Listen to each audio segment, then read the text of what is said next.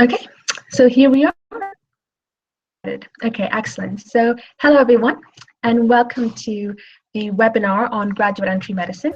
So my name is Zeinab, and I am a second-year medical student at the University of Warwick.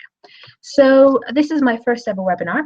So hopefully, I think now we've set everything up on the sort of electronic side, so everything's fine there. So what is this webinar going to be about? So as you can see from the title, so it's basically going to be about graduate entry medicine and what you need to know, actually, essentially the kinds of things that personally I wish I'd known when I was applying. Generally speaking, when you look at kind of the market when it comes to sort of things catered to helping you apply, you find that a lot of the things are sort of catered to people who are applying as undergraduates and going in straight from school. And I feel like there's a gap in the market really when it comes to things catered to graduates, and graduates tend to really be kind of left on their own. So I kind of felt like, I wanted to make this about pieces of advice that I feel would be useful to someone who's thinking of potentially applying as a graduate. So before we begin, I'm just going to start off by introducing myself. And then we're going to talk through the different aspects of the application process. So as I said, my name is Zeinab, and I am a second-year medical student at the University of Warwick. So I've just started my second year in September. And yeah, so it's been really, really good so far. Warwick is a graduate entry medical school somewhere in the West Midlands. And it's one of the only, so it's one of two, so there's Swansea and Warwick, and they're graduate entry medical schools that cater only to graduates, and that's something that we're going to chat about later on as well, but those are sort of things that you might want to consider. So how did I come to study graduate entry medicine? So I actually applied to medical school twice in my life. So I applied once as a school leaver, and I was sort of the classic cliche person that always wanted to study medicine ever since they went very, very young, and I'd done all the work experience, done really well in school and everything, and so when it came to applying, I was kind of lost, if you will. I didn't really know a lot about the application process. I didn't really realize how important the UK CAT was personally, and ultimately I didn't really do so well in my UK CAT. That really was sort of the weak point of my application, and that really showed and reflected in the number of offers that I got. I only got one offer from one medical school, and at that point, I was ecstatic. I was really, really happy, really, really glad that I'd actually managed to get an offer, and I went into my exams. So I did the International Baccalaureate, and I went in to sit my exams, really excited, hoping to, hopefully go on to study medicine that September. But unfortunately, I narrowly missed my offer when we got our results on results day. So I went on to study biomedical sciences at my insurance offer at King's College. And, I can say this now because I am studying medicine and I am where I wanted to be initially. But I have to say that those 3 years were really useful for me, and in hindsight, I can say that they were really important and crucial in sort of helping me develop as a person, if you will. I think it was really useful in kind of helping me become more mature and also gain a lot more confidence as well, because I think in general, that's something that it wasn't something that I necessarily lacked. It was just something that I felt like I could definitely have to develop more. And once I got to so my second year, I started thinking about reapplying again, and thankfully the second time around I was successful. And there were lots of things that I changed from my application the second time round. I definitely focused on my UK CAT a lot more, and I definitely focused on gaining some more specific work experience. There was a little bit of a break there, sorry guys. Yes, so definitely gaining a lot more specific work experience, and I'm going to chat through some of the things that I did the second time round, and how my experience really changed from my first time applying and my second time applying. So hopefully that will be useful for you guys. A little bit about me personally. So as you can see from my accent, it's a little bit weird. People don't really usually know where to place me in general. So got sort of an American twang in there, a little bit of British in there. It's very strange. So I'm originally from Somalia, and I was actually born in Italy. And I lived in Italy for a number of years, and then we moved to the UK. I went to an international school, hence the sort of very generic international accent that I've got. So I did the International Baccalaureate. And again, if anyone has any questions about that, feel free to ask. We'll have some time at the end for you guys to ask some questions, and we'll go through those. So that was just a little bit about me. So now we can get on with the actual webinar and talk a bit about graduate entry medicine. So the title of this webinar, as I said, is Graduate Entry Medicine, What You Need to Know. And what I'm going to try and do is I'm going to talk through, to start off with, what graduate entry medicine is. Then we're going to chat a little bit about the actual sort of practical aspects of the application. So we're going to talk a little bit about choosing where you want to apply. And I think this is really, really important when it comes to graduate entry medicine, particularly because, although the application process is generally quite similar to undergrad, there are some, fundamental differences, like I said, especially when it comes to grad, because there are some sort of fine print things that you need to know, and some pitfalls that some people might actually fall into if they don't really read the fine print. And then we're going to talk a little bit about work experience and how to get it as a graduate, because it does kind of get a little bit more difficult, and some additional things that you can do as a graduate that you may not necessarily be able to do as an undergraduate that can help you in your application process. And then we're going to talk a little bit about financing as well. And then at the end, we'll have some time for questions, like I said. Okay, so now we can actually get started.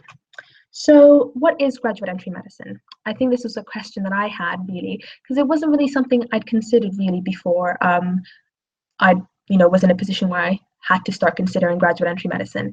And I think that, in hindsight, looking back, I think really if I had known about graduate entry medicine, it would have actually been perhaps an even better option for me in general. So graduate entry medicine is essentially when you study medicine as a graduate, as the name suggests. So people who are on a graduate entry medical course or study medicine as a graduate have degrees already. So you've done an undergraduate degree and then you go on to study medicine. It doesn't have to happen straight after you finish your degree. It can happen, years afterwards.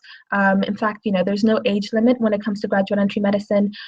So, if you are someone who's potentially considering medicine at this moment in time, and you're a little bit sort of more on the mature side, I would say, don't let that deter you at all. Medical schools generally, shouldn't or don't actually discriminate based on age. And, there are several people on my course, we're all sort of all different ages, and it's something that, actually adds to the experience as well. And the other question would be, so who's the kind of person that really applies or starts thinking about graduate entry medicine? And, depending on sort of who's watching, so I see that there's a couple of you watching at the moment. So if you are sort of, in your 12 or you're 13, you could be potentially thinking about it. And it's really good that you're watching this webinar because it gives you the opportunity to perhaps plan your application and spend a little bit more time planning it and being a bit more sort of intentional about it. If you're already on your degree, then this would be super relevant to you because, potentially be thinking about applying in the next couple of years, potentially. And again, like I said, if you're sort of potentially thinking about a career change, then graduate entry medicine could be a way for you to do that. So those are kind of the sort of more nitty-gritty aspect of what graduate entry medicine is. The other really important thing to think about when it comes to graduate entry medicine is choosing where to apply. So graduate entry medicine applications are pretty much the same as undergraduate applications in that you have to apply through UCAS, right? So you apply through UCAS and there's 4 options that you can apply for. So pretty much the same as an undergrad. And, when it comes to choosing where you want to go to study medicine, it's quite an important decision to make. And there's a lot of different aspects that you need to start maybe sort of considering in your head. Because ultimately, that is where you're going to be spending the next couple of years of your life. And you also need to start considering about the kind of course that you want to apply for as well. So when you apply for medicine as a graduate, there's really 2 kinds of options that people tend to go for. So you can either go for the sort of traditional 4-year graduate entry medical course. So that's basically where you study medicine in 4 years. Or you can choose to apply for an undergraduate medical course where you study medicine in 5 years, but as a graduate, which is something that you can do as well. So what are the differences between the 2 courses? What's the difference between sort of the traditional 5-year course and the 4-year graduate course? The difference really is obviously the difference in a year. So one is 4 years, one is 5 years. And typically the 4-year course, what they do is they try to sort of push together the first 2 years where you kind of do the basic clinical sciences into 1 year. And that year generally is quite intense. So if you're sort of willing to kind of go through that potentially, and you find that to be something that you want to do, that's just a sort of disclaimer in general. So they do kind of contract the first 2 years into one. And then the latter half, the next 3 years, generally tend to be more kind of clinical based. So you tend to be working in hospitals and doing things like that, just like you would be doing in the 5-year traditional course. So how do you know which one you want to apply for? It really depends, and it's really up to you. Generally speaking, the 4-year applications generally tend to be a bit more competitive. There's fewer places, and yeah, the competition tends to be higher. But I would say don't let that deter you, because ultimately, that's fine, there's competition, but you could also be the competition. And there are ways that you can actually make yourself more competitive, and we're going to talk about that as well. So I wouldn't say competition should deter you at all. There's also the aspect of, having, it being contracted, less time invested. But again, I wouldn't say that going to the 5-year course is a waste of time. You get a chance to really sort of consider what you're doing, take your time with it. So it's really up to you, and it's really on an individual basis, but that's something that you want to consider when you're applying and when you're choosing where to go. The other thing that I would also think about when it comes to choosing whether you want to do the 4-year or the 5-year course is where you want to go, because not all the medical schools offer both. And there are some that offer only the 4-year graduate course, like Warwick and Swansea. And there are some that offer both the graduate and the undergraduate course. And there are some that only offer the undergraduate course. So that's something that, again, you have to do your research on and really look and see what schools are available and what they offer. So those are some really important considerations to make. The other thing that you might want to consider is location, right? So when it comes to location, it's up to you whether or not, so are you the kind of person that likes to sort of stay locally where you did your undergrad? Is that something that you want to do? Stay in the same place, so you could potentially stay at the same institution, or do you want to go further afield? The other thing when it comes to picking where you go, I think it's really important, especially on graduate courses, to really consider how to get around. Because, for example, at Warwick, one of the major issues, or I wouldn't say issues, but one of the major considerations that I personally would have liked to have known before I applied was the importance of being able to get around and the independence that a car gives you. And I feel like that's the kind of information that you would really get only from actually speaking to people who are on the course. You don't really get that information from prospectuses or things like that. So going to open days is something that I would definitely urge people to do when considering applications. And then the other thing when it comes to applying and choosing where to go is finance. And that's something that is really important ultimately when it comes down to it. You have to be able to find ways of financing the course. And the fundamental difference really between the 4 and the 5-year course is that in the 4-year course you get a lot more sort of financial support.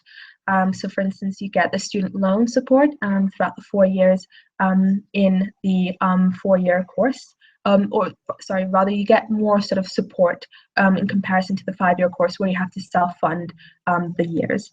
And on top of that, the NHS bursary supports you for more of the years in the 4-year course in comparison to the 5-year course, where I believe you only get the support in your final year. So there are some differences in finances as well. So that's something that you might want to consider too when considering applying. This also brings me to another point as well, which I'll talk about later on.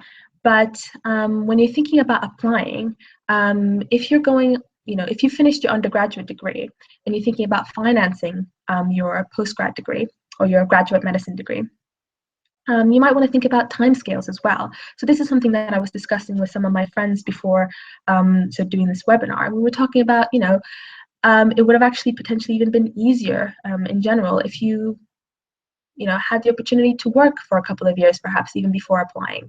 So those are some things that you might want to potentially think about as well when considering these things.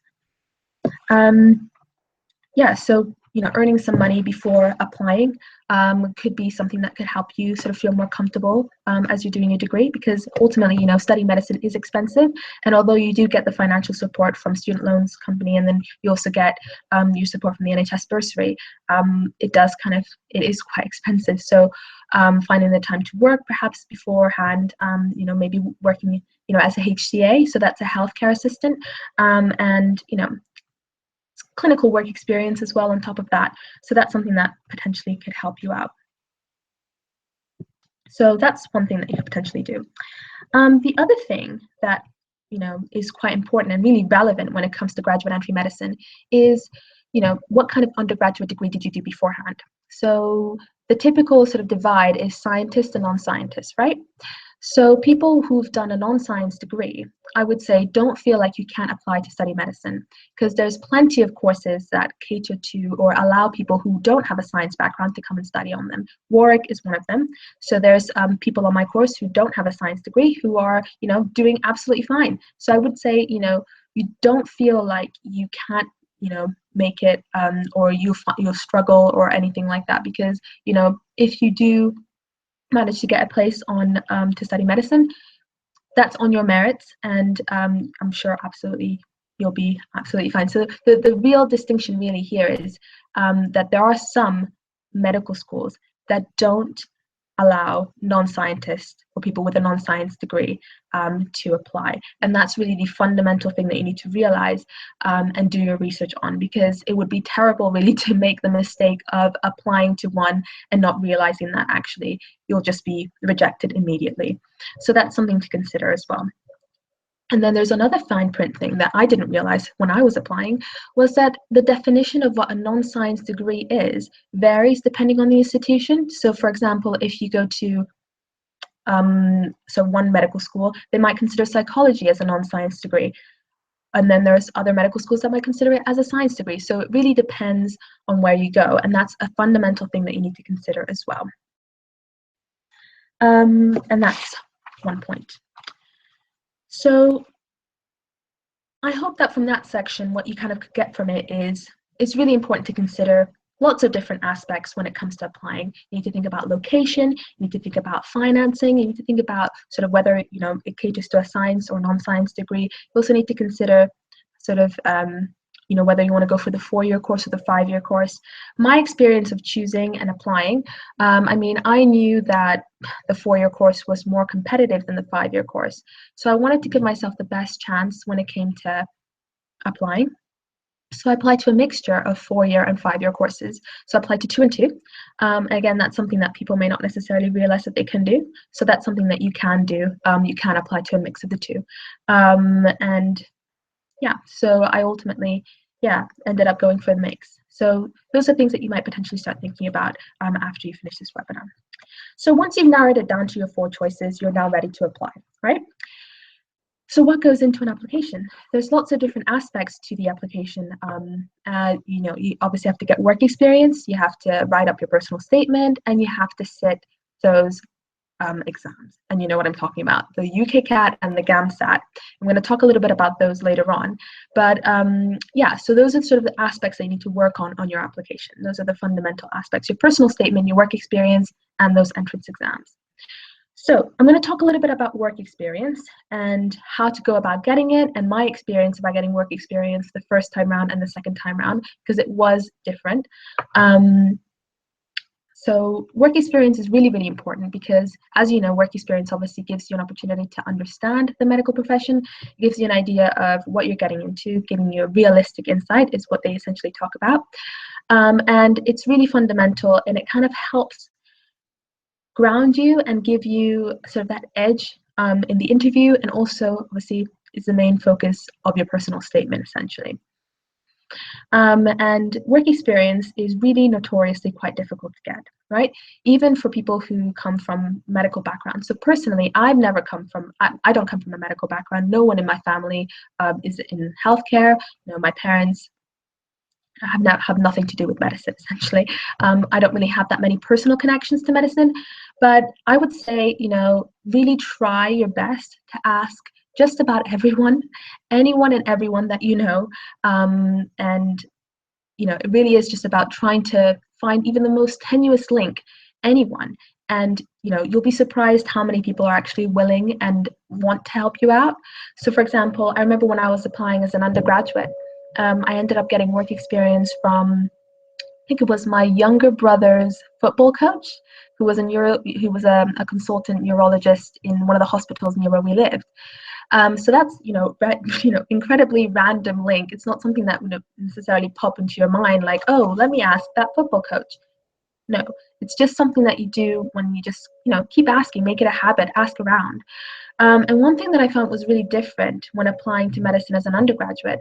So as an undergraduate, there's lots of sort of formal channels of getting work experience. So if you go to hospitals, there's lots of sort of NHS trusts that do work experience placements for students who are 16 to 18. You see those sort of in different trusts, right? When you're a graduate, typically you don't really tend to have access to those channels. So you might feel like, oh, well, how am I going to be able to get work experience? Well, there are lots of other avenues. Like I said, you can ask, find personal connections in different places and try to sort of reach far and wide.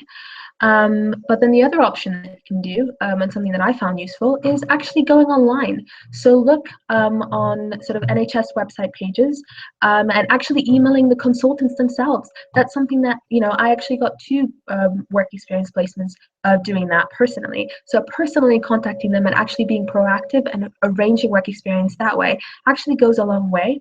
And you'll be surprised how much response you'll actually get from consultants. Obviously, there'll be 20 that will say no or not even read your email, but you just need that 1 or 2 people that will actually respond back to you, and you've got work experience, and that's all you really need. The other really important thing when it comes to work experience placements is that what they really want to know is that you've got continued commitment, right?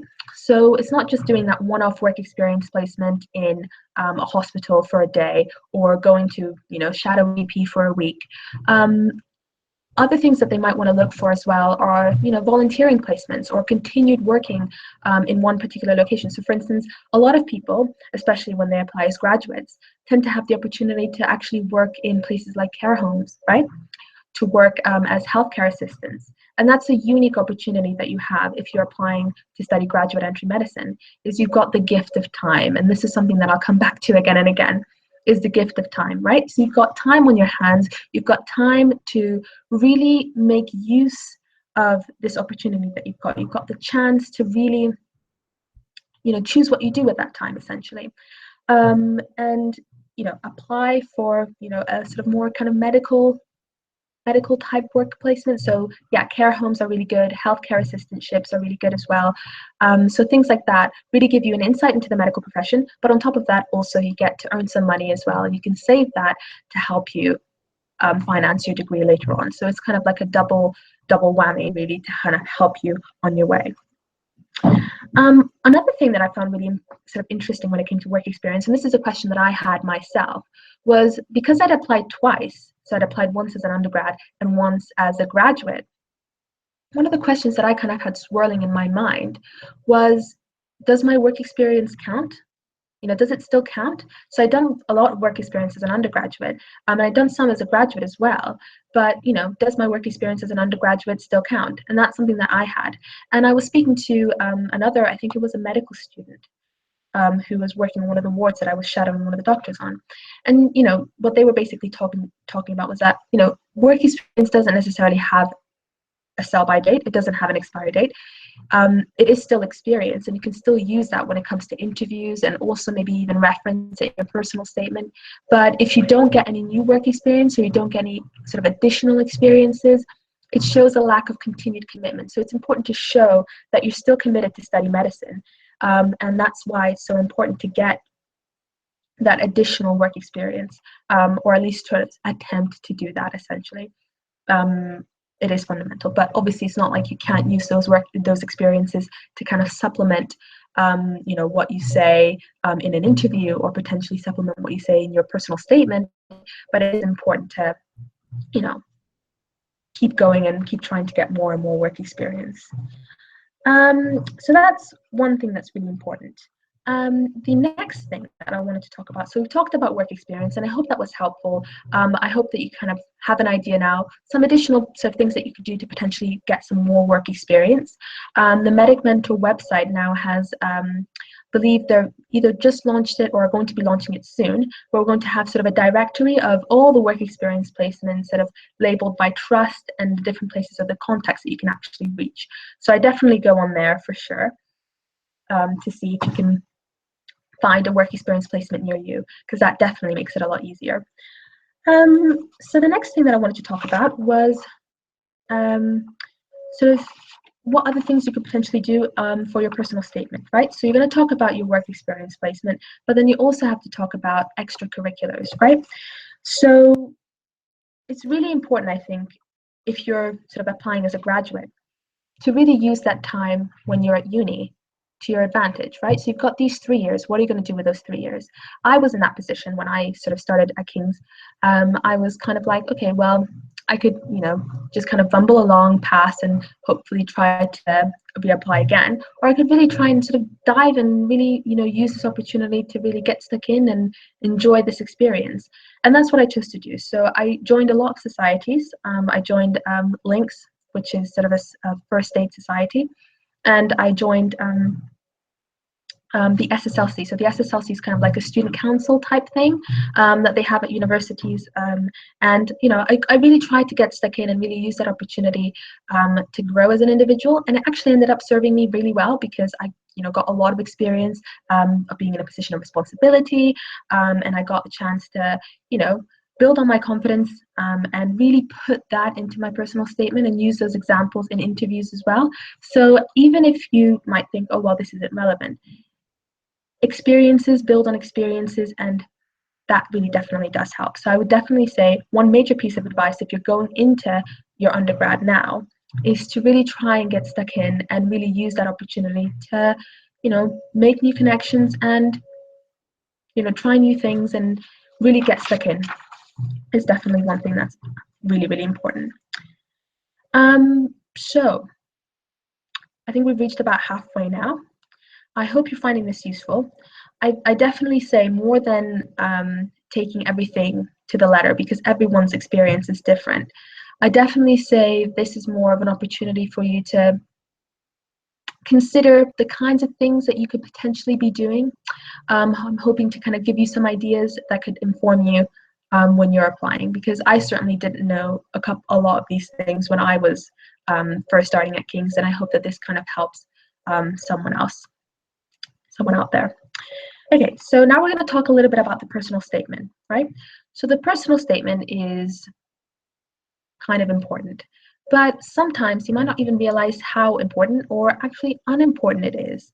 And that might come as a shock to some people, because, as a graduate, as an undergraduate rather, so as a school leaver, the personal statement is, pretty much the cornerstone of your application. It's really, really important. It tells the university assessors everything that they need to know about you, and kind of gives them a snapshot. Graduate entry medicine, on the other hand, in some institutions, I know for Warwick this is the case, they actually don't really even look at your personal statement, which is an interesting thing, I think. So you might think, well, why should I put some effort into it? Well, I would say still put some effort into it, because the actual process of writing your personal statement is useful, because it forces you to reflect on your work experience, and it forces you to really think about all the great things that you've done. And one thing that I found actually working and helping people write their personal statements with Medic Mentor was that people sometimes forget, the great things that they've done. And I think the personal statement is really useful in collating all of that in one place. So I definitely say, even if you are applying to institutions that don't necessarily look at the personal statement, I would still say invest in writing one, because it is useful and it serves you as a nice summary of everything that you've done, and it's nice, good reflection.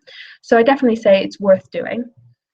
One thing that I found is I've written 2 personal statements, right? I've applied twice. I've applied once as a school leaver and once again as a graduate.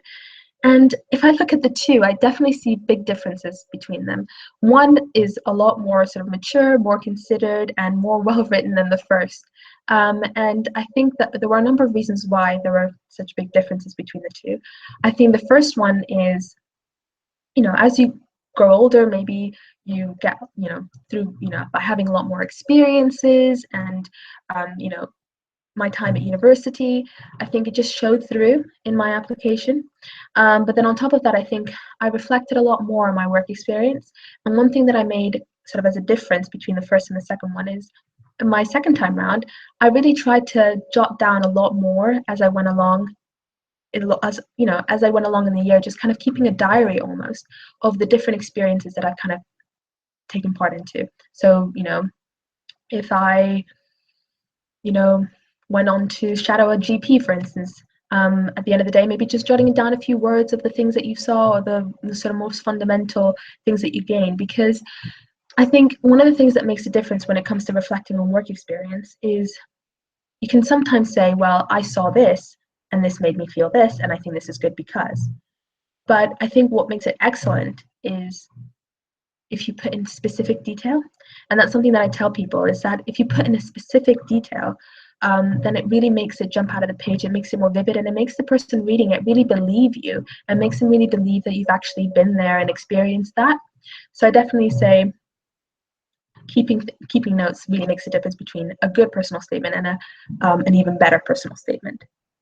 The other thing that I found is different is, so when you're at uni, right, you've got those 3 extra years, and like I said, you've got that extra time. You want to use that time as effectively as you can. And one of the things that you can do in that time is you can start reading around the subject. You've got more time to consider if medicine is even what you want to do, right? So I was at a crossroads when I started at King's, and I was thinking, well, I want to reapply. That's what my instinct is at the moment. But is medicine really what I want to do? So you really want to consider whether or not medicine is what you want to do. And if it really is what you want to do, then that's great. You know now more than ever that that's what you want to do. So I definitely say that gives you a chance to really read around the subject and consider whether that's what you want to do. And then the other thing is, I think those 3 extra years really give you a chance to really build on the extracurricular aspects of your application. So there's the work experience part, there's the academic part, and then there's those extracurriculars that you can talk about. So those are sort of, like I mentioned before, getting stuck into the university experience, really using the chance to, get involved in societies, getting involved in positions of responsibilities and doing things like that.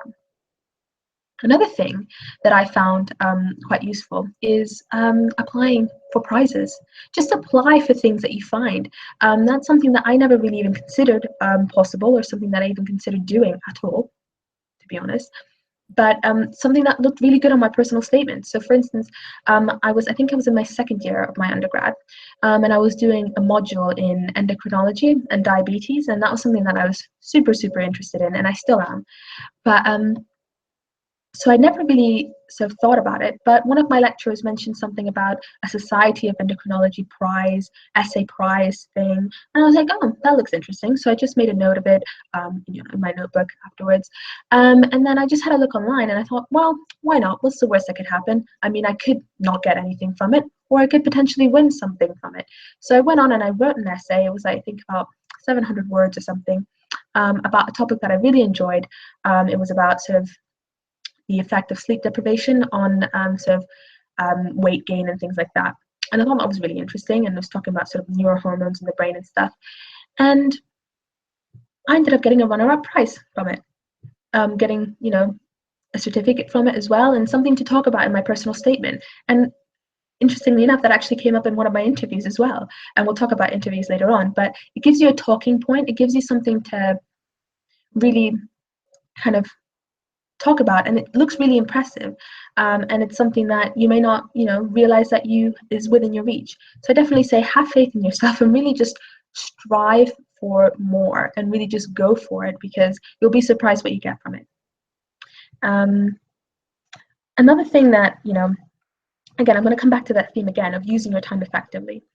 I think one of the things that I really think is really important is, you've got this extra time, right? You've got these 3 extra years. You want to try and think at the beginning rather than sort of fluffing it and making it at the end. Does that make sense? So basically what I want to say is, you want to, if you're sort of at the beginning of your journey, you want to start thinking and planning, what are the kinds of things that I want to have on my personal statement? What are the kinds of things that I want to have experience or done before I apply to study medicine? And how can I make that different from the the time that I applied the first time. Does that make sense? So it's really a unique opportunity for you to really develop yourself as an individual. And that's, hopefully where you're going to get from today. Hopefully that will be useful. And then the last point that I wanted to say about the personal statement is proofreading. I think that goes without saying. I think it's really important to make that happen, because send your personal statement to as many people as you know, and yeah, get it read as many times over, because it does make a difference. Yeah, so like I said earlier, I think I mentioned it vaguely at the beginning of the personal statement bit. Some universities don't use the personal statements, right? So Warwick is one of the universities that don't use a personal statement. I definitely say, like I said, write one anyway.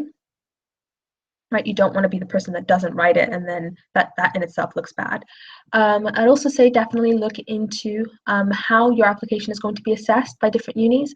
So some unis put a lot of emphasis on the UKCAT, some unis put a lot of emphasis on your personal statement, some unis put a lot of emphasis on work experience and the number of hours that you've done. For example, Warwick, actually, when you sent your personal statement in, the first sort of hurdle is they send you a form where you have to basically fill out all your work experience, the number of hours that you've done, where you've done it, and then when you get invited to interview, you have to bring sort of supporting evidence showing that you have actually done what you've said on the form. So I definitely say another piece of advice is actually, when you do go to work experience placements, just ask someone to write down sort of a letter.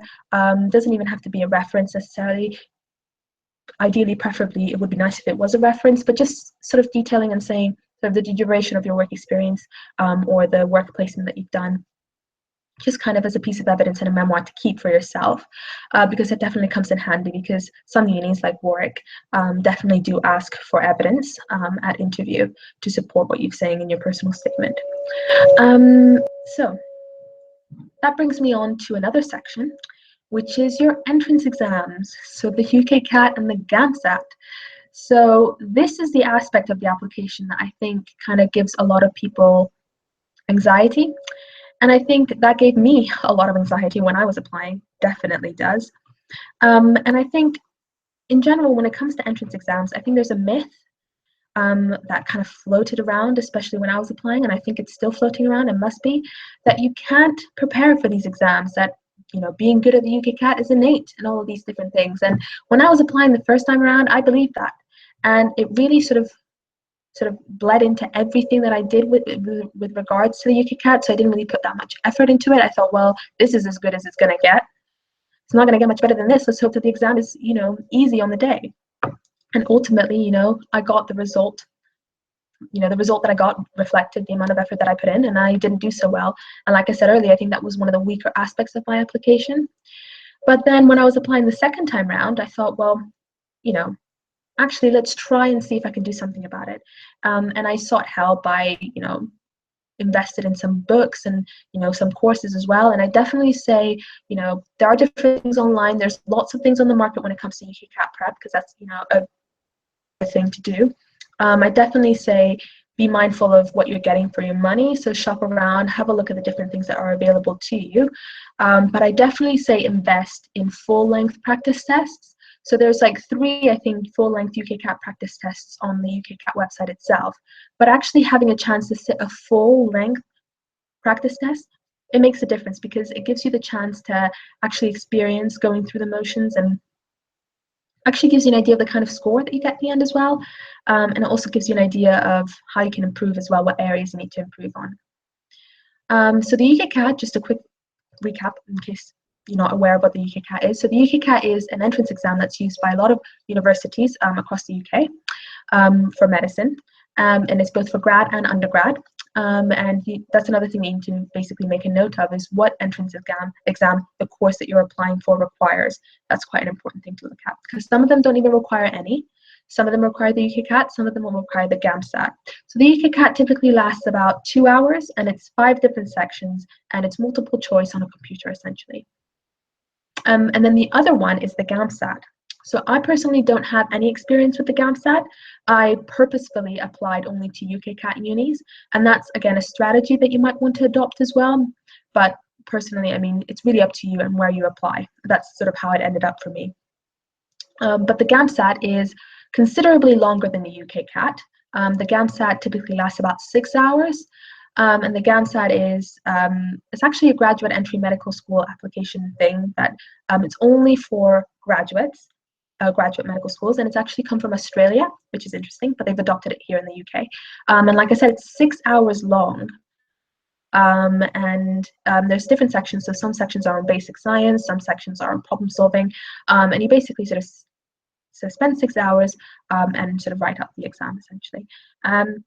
These tests cost money, so you do need to invest in them, and there's some booking fees that change sort of depending on how late you book them. I would say, from my own experience, the UK CAT is better if you book it early. If you book it as early as possible, because you get the score immediately on the day, but it also gives you an opportunity to really think about your options, because if you know your UK CAT score, you can really sort of predict or know and have a look at sort of on the university websites what their previous year's cutoff scores were, and it kind of gives you an idea of where you're placed. So for instance, Warwick, we actually, so how it works is the initial cull, or the initial cut, is basically based on the verbal reasoning score. So they look at the verbal reasoning score, which is a portion or a section of the UK CAT. And if you are not above the national average, then they cut you off completely. And then the next stage is basically they rank you essentially based on your sum score, and then they cut it off at a specific point. So if you find that your verbal reasoning score maybe is not as good as you were hoping it would be, then perhaps you might want to be a bit more strategic and apply somewhere else. So that's, I think, the benefit of applying to the UK CAT early, is that it gives you a chance to really think about these things and making the right choice, because applying for those 4 and making the right choice with those 4 can really make a difference. Another thing that's really important to realize is that typically with graduate entry medicine, the cutoff score for UK CAT, they generally tend to expect more from graduates. But don't let that deter you. Use that as a challenge. Use that as an opportunity to work hard on an aspect of something. If you find that the UK CAT's really difficult, as I did, use that as an opportunity to really try and improve and work on that. And it's definitely actionable, and you can definitely improve your score 100%. Definitely say, make sure you prepare, because that does make a difference, and it's not innate. I can say that. I think we're sort of approaching 50 minutes now. Just wanted to definitely talk about the interview. So the interview process. So when it comes to interviews, it's pretty much the same kind of thing when it comes to graduate and undergraduate medicine, but there's sort of different styles of interviews that you can have. Are multi-mini interviews, and multi-mini interviews are basically sort of little stations that you've got, and you've got to sort of circle around each station, and you might have, for instance, a role-playing station, where you might have to role-play a scene with a simulated patient, and they basically assess sort of how you interact with patients and things. You might have another station where you're asked about your work experience, or you might have another station where you ask about teamwork and things like that. That's how it works at Warwick, and I know that that's how it works at lots of other unis as well. Then there's also other universities where you have to sort of have the traditional panel interview, where you've got a number of people asking you a couple questions about your personal statement, or potentially they might ask you to read an article, annotate it, and they might ask you about your sort of what your thoughts are on the article. I've heard sort of from other universities as well, they might even have sort of group tasks as well. So those are the kinds of things that you might want to think about when you think about your interview. I think my personal experience when it comes to interviewing, I definitely felt a difference between my interviewing experience the first time around and the second time around. And I can actually make a direct comparison, because I applied to Queen Mary, Barts in London, the first time round and the second time round. And I had the same exact interview style both times. And my experience the first time around, I was sort of very nervous. Naturally, I think it was actually my first ever interview in my life. And, it was sort of I'd say slightly more on the negative experience. I did end up getting the place there, but I definitely felt less prepared. And comparison to the second time around, I really sort of, first of all, was a lot more confident, because I'd grown up a lot in that time, and experience with interviews. I'd done a couple of interviews before as well. But I think the difference really was in that I really read my personal statement. I knew what I'd done.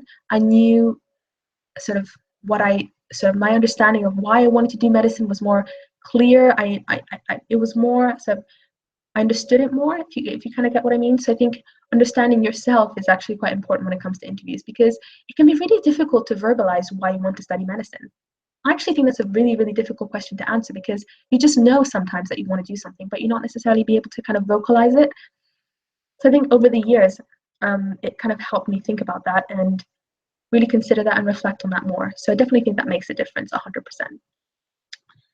100%.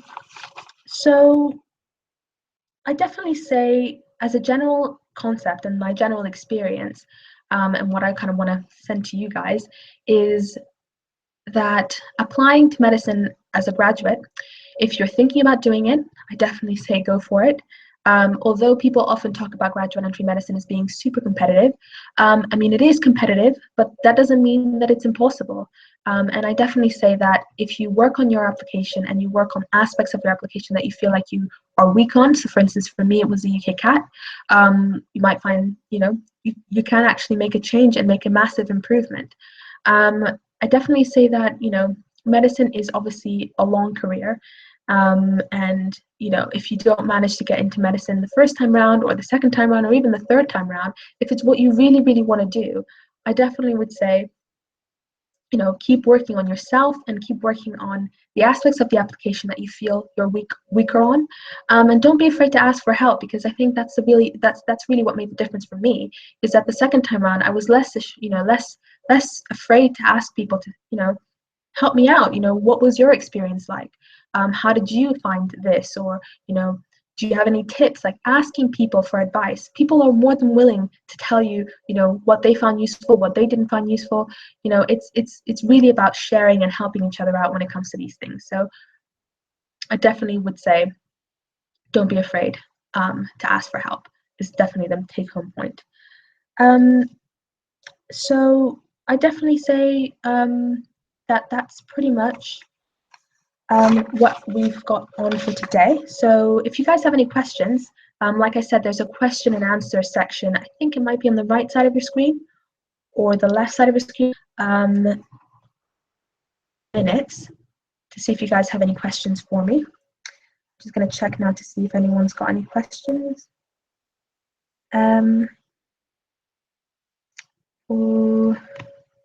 So no one seems to have any questions yet. Questions could be on anything. If you guys don't have any questions, I might just go through some frequently asked questions that people have. So if I start talking about it, maybe some people might start to talk about, so it might jog some people's memories potentially if they've got any questions. Anyone have any questions? Don't be afraid to ask anything, absolutely anything.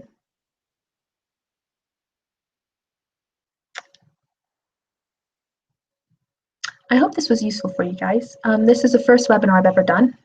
And, basically just wanted to tell you guys about my experience going through this. Okay, so it doesn't seem like anyone's got any questions yet. Might just start with the frequently asked questions. So one thing that people sometimes worry about is, what grade do you need to have in order to get into graduate entry medicine? So typically, when you're applying to graduate entry medicine, you're going to be applying with your degree grade. So if you've got a 2-1 or a first class degree is usually typically what the request is. Typically 2-1 is the cutoff. However, there are some universities that will accept people who have 2-2s. And for instance, Nottingham is one of them, and St. George's as well. But there are some universities that will accept people who've got 2-2s if they've got a master's degree as well, or a PhD potentially as well, and that's, I believe, what Warwick does. So I definitely say, when it comes to that, do your research, just look and see what their entry requirements are. Typically, they will not look at your A-level grades and your GCSE grades. They'll usually base it on your degree grade. However, I wouldn't say that that's applicable to all universities. I would definitely say still have a look online and see what they basically say on their webpage. And it might change year on year, so keep updated because these things do change. Another thing that I think is really important that I didn't realize was that some universities actually only accept your application if you've already completed your degree. So if you're in your 3rd year and you're applying and you don't actually have a degree classification straight away, then they may not necessarily accept So in some cases, I believe Birmingham is one of them.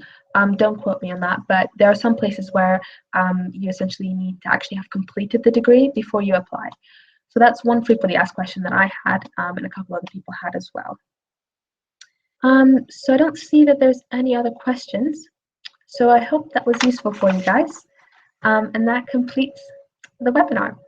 So I'm just going to stop the broadcast now. Okay, thank you very much. Bye-bye.